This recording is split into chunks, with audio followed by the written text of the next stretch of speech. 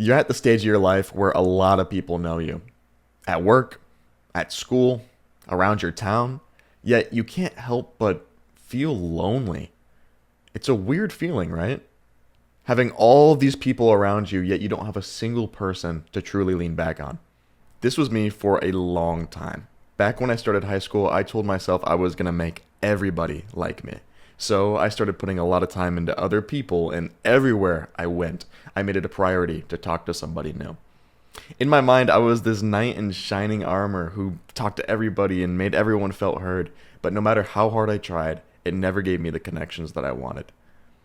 On the weekends and after school, I spent a lot of time by myself. Occasionally, I would go out with a few friends, but I never really felt a part of a group. So why? Why do so many young men and women feel disconnected being filled in a room full of people? The truth is, there's nothing wrong with being a friendly person that talks to everybody. The problem lies in where you're putting the majority of your attention. Let me explain. Back in high school, I made the decision to evenly split my attention across everyone. People I had just met were getting the same amount of attention as people that I'd known for months.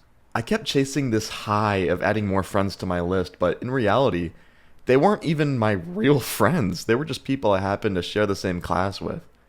It was more important for me to be liked, to have random people want to be around me, rather than to build deep and meaningful relationships. And what do you need to grow a deep relationship?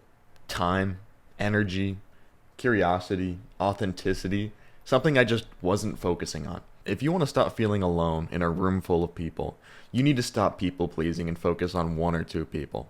Don't try to perform to get them to like you. Instead, become genuinely curious and have the vulnerability to construct a healthy relationship. If you keep trying to satisfy everybody, you only take away valuable attention that you can give to the few people that matter in your life. I think it's funny that a lot of self-help content tackles topics like how to get anyone to like you, how to become charismatic overnight, become the most interesting person in a room, when in reality, it's like focusing on a false god. Real happiness and fulfillment comes from focusing on a small group of people. The more you expand your friend group, the more you invite dual experiences in your life.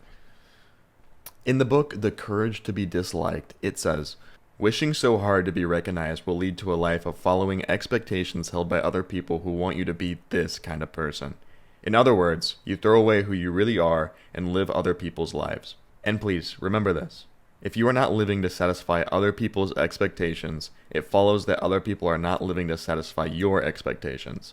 Someone might not act the way you want him to, but it doesn't do to get angry. It's only natural. Your goal shouldn't be to make as many friends as possible. Instead, you should be focusing on a small group of people who mean the most to you. Thank you.